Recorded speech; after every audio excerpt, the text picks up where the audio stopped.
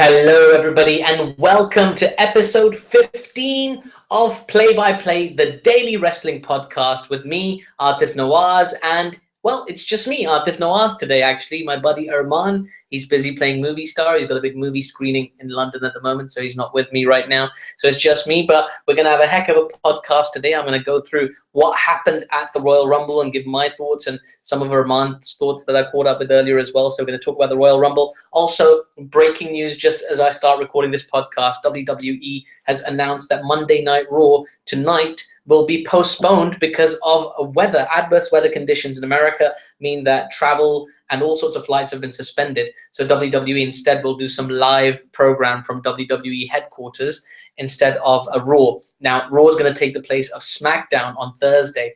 So if you watch SmackDown on Thursday on Sci-Fi in America or Sky Sports in the UK, don't be confused. It's not SmackDown. It's going to be Raw this week. But I'm sure you'll read all about that. And we'll talk about the Royal Rumble and a little bit more about my thoughts and Arman's thoughts in a moment. But let me start, as always, by thanking our wonderful partners at ewrestlingnews.com. If you want to know anything about the world of wrestling, you want to catch up on news, anything that's going on, you want to contribute, you want to just have a little chat with other wrestling fans, go to ewrestlingnews.com. It's one of the best wrestling websites on the internet. And on that note, I would also like to do a shout out for our friends at topropepress.com. Also a great website, great articles, great columns. So check those guys out.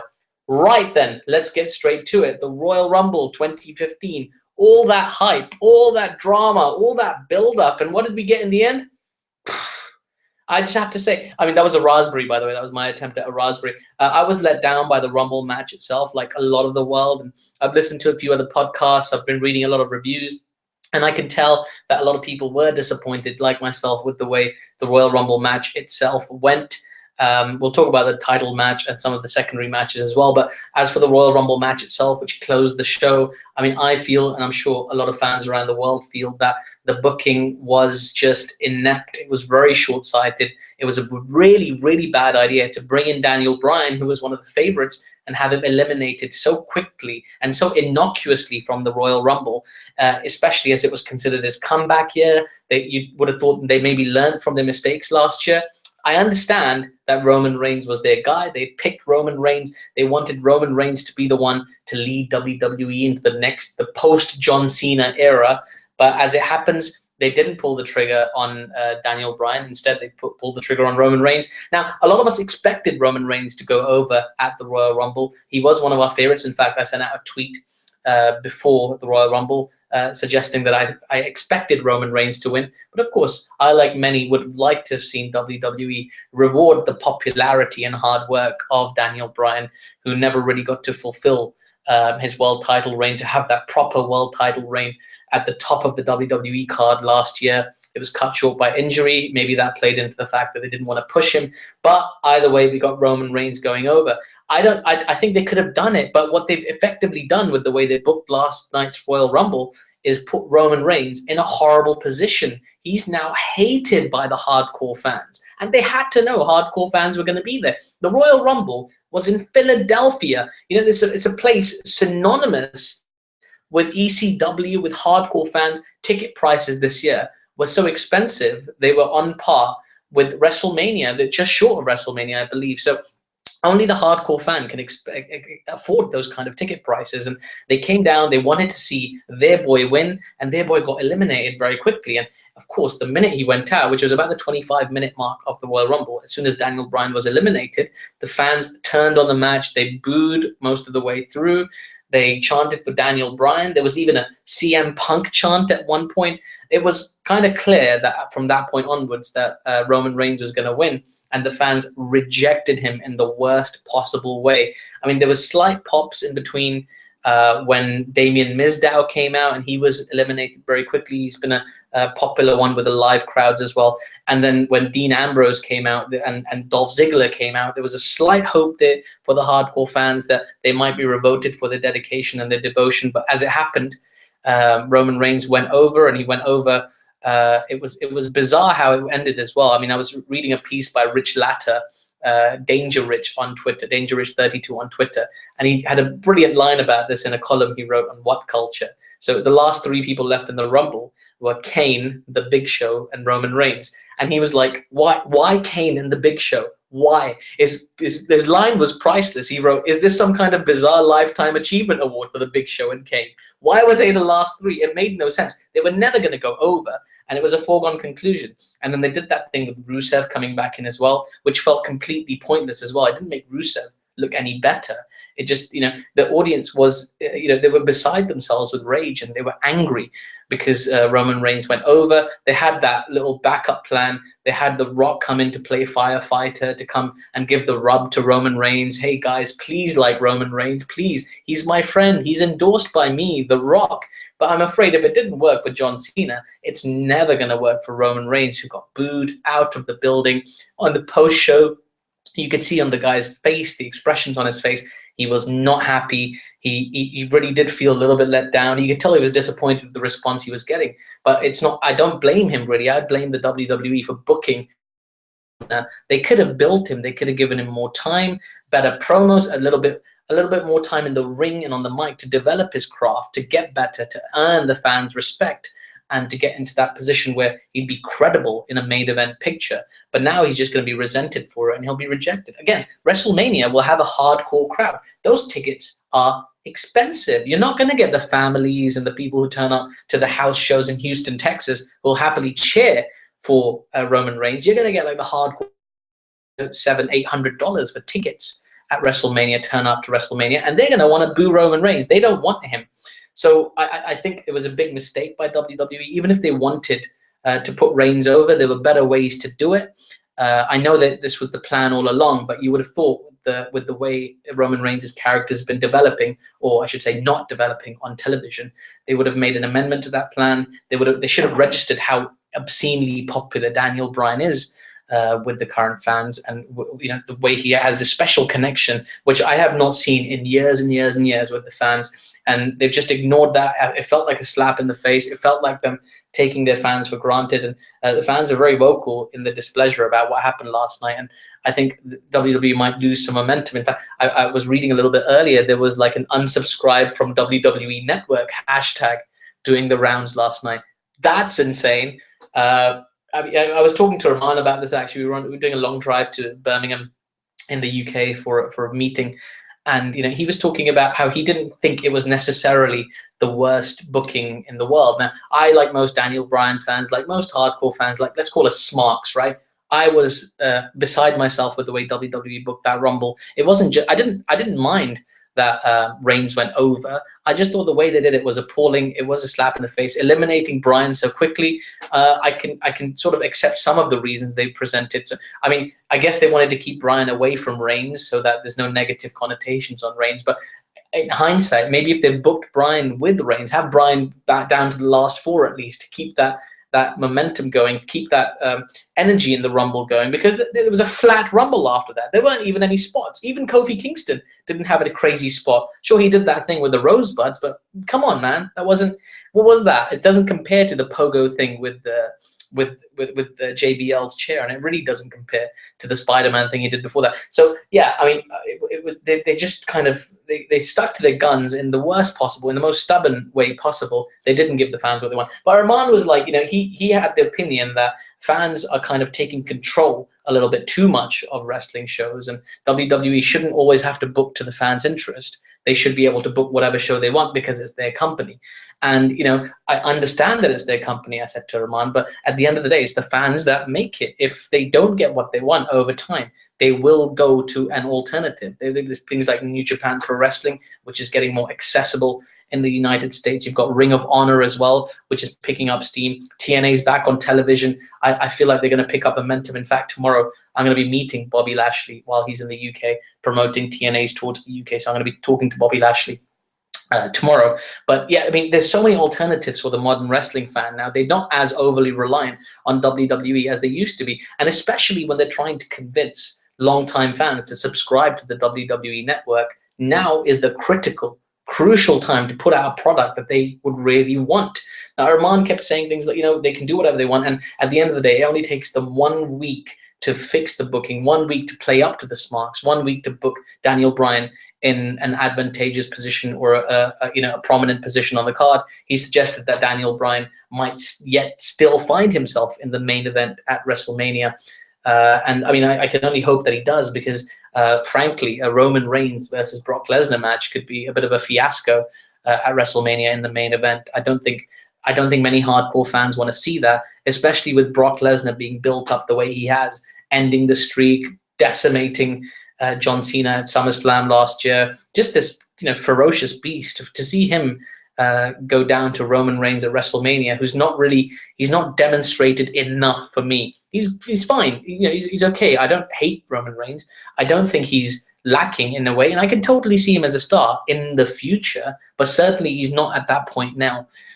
So that's where I think WWE went wrong with the Rumble match itself.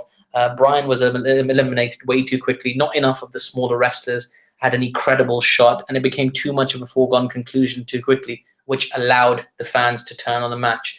Now, one match on the show that was phenomenal, a lot of people have called it a 5-star match, so, at least a 4-star match, was the World Heavyweight Championship match between Seth Rollins, John Cena, and Brock Lesnar. Now, that was amazing. I loved that match. I was watching it. Beautiful drama, about as well as a triple threat match has been executed in recent memory, at least. Usually the formula with a triple threat match is quite bland. You have 2 guys in the ring. If the 3 in the ring, one person gets thrown out while 2 people, 2 people grapple in the ring, and then the third guy will come back and interfere in a pin attempt or a submission attempt and just break up the rhythm. And there was a lot of kicking out of finishing moves yesterday. I think at some point Brock Lesnar took 3 AAs in a row from John Cena. I didn't sell that. That is, well, I know he's a beast and everything, but it can't be good for, theoretically the top face in the company to have to use 3 of his finishers and still not be able to put away the big bad champion. That can't be good for business. There had to be a smarter way for them to structure that match. But aside from that, I thought, the standout performer of that match was definitely Seth Rollins. I mean, this guy, we don't even have to talk about him becoming a star anymore. He is a star. He carries himself like a star. He does amazing promos. He's got a unique style in the ring. And on the biggest stage, like at the Royal Rumble, I beg your pardon, he demonstrated exactly why a lot of people are calling him the future of the WWE. He was just superb. That memorable spot where he jumped off the top rope and delivered a flying elbow to Brock Lesnar on the announce table, which broke as well, thankfully, because every now and again it just doesn't go down. It's just there, like some kind of indestructible piece of furniture.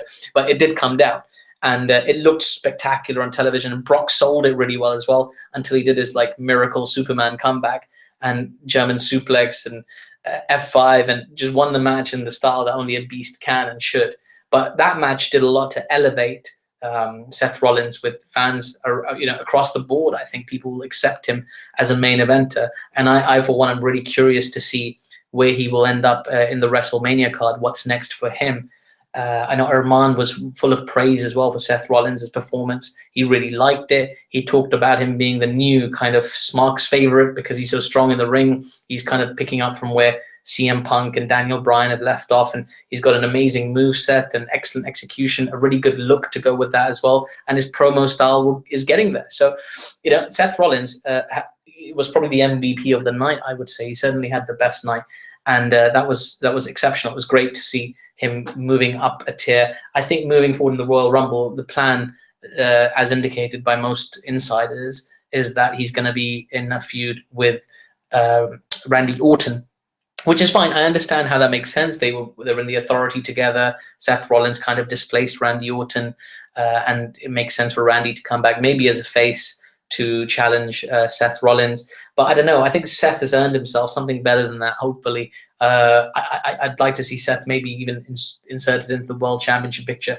I know Arman was so impressed. He suggested that at WrestleMania, the World Championship match should be a 4-way between Brock Lesnar, Roman Reigns, Daniel Bryan, and Seth Rollins. So that's one way they could go.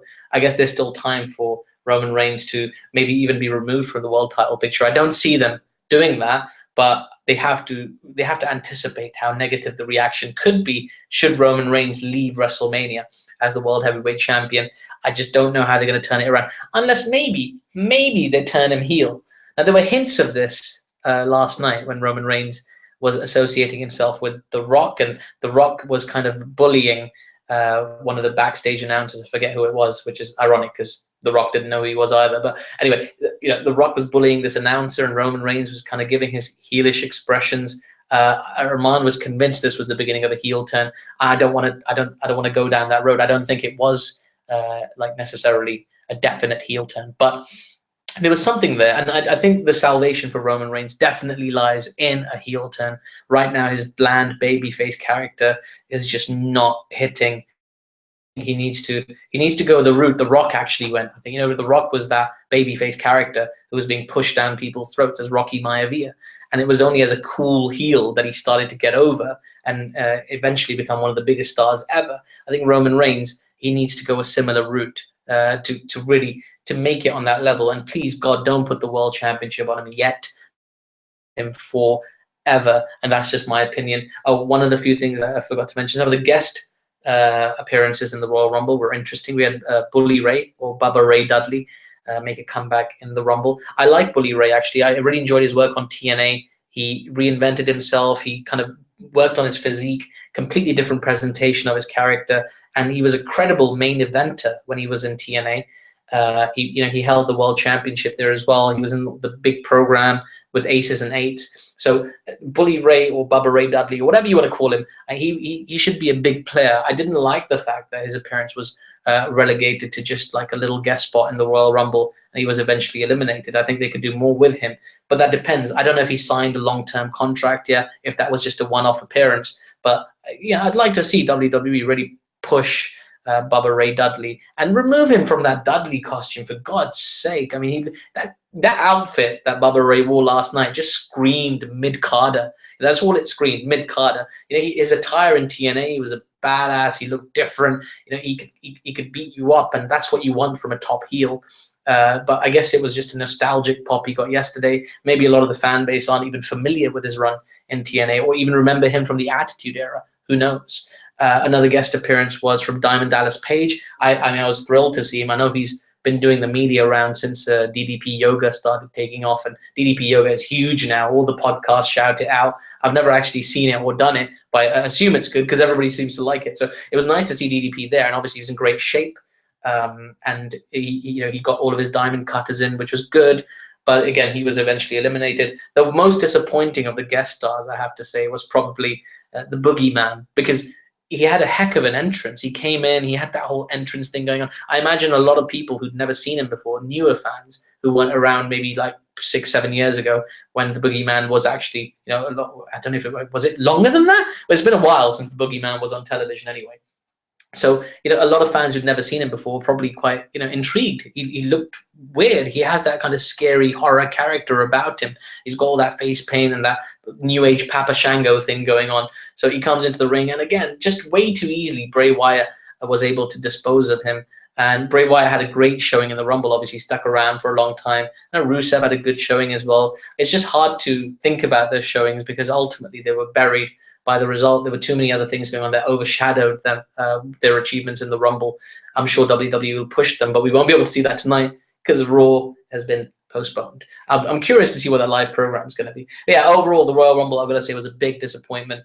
It was the first pay-per-view in the UK that we could see on the WWE network, and I watched it on the network. I didn't have any problems with the feed. It didn't cut out or anything like that. The quality was always superb throughout, and I was very happy with it. So economically, it was a good choice. But the way the card went, it worries me. The way things are being booked right now, I'm really worried. I mean, a lot of people talked about Vince not having his finger on the pulse yesterday. It's hard to argue with them. He seemed miles away. There were strange things happening, people being buried for no reason. I mean, Curtis Axel came out, he did his big gesture, and then he was just kind of tossed aside by Eric Rowan. What was the point of that?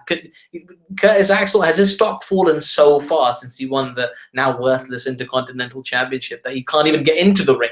It was crazy. I mean, Arman this morning asked me, like, if Curtis Axel is technically still in the 2015 Royal Rumble, because he was never really eliminated. But I think there's an old rule that suggests you have to actually get in the ring first to be an actual competitor, so they could get around it that way. But yeah, it was just so needless. to just throw Curtis Axel away like that. So yeah, overall, I was very disappointed with the Royal Rumble. There was so much hype behind this event. We thought it'd be really exciting. We didn't really know which way WWE would go. We thought Roman Reigns and Daniel Bryan were the favorites, with outside chances for people like Rusev and Bray Wyatt and Dean Ambrose. But ultimately, 25 minutes into the match, we knew what was going to happen, and that's massively disappointing. The live crowd turned on the match, which took away from the atmosphere, ultimately takes away from the match. I'm sure the performers would demoralize themselves as to what they were doing in the ring. So it left a lot to be desired, and I'm going to be curious to see how WWE are going to turn this around over the next couple of months. They've still got time. They've still got time to win people back over.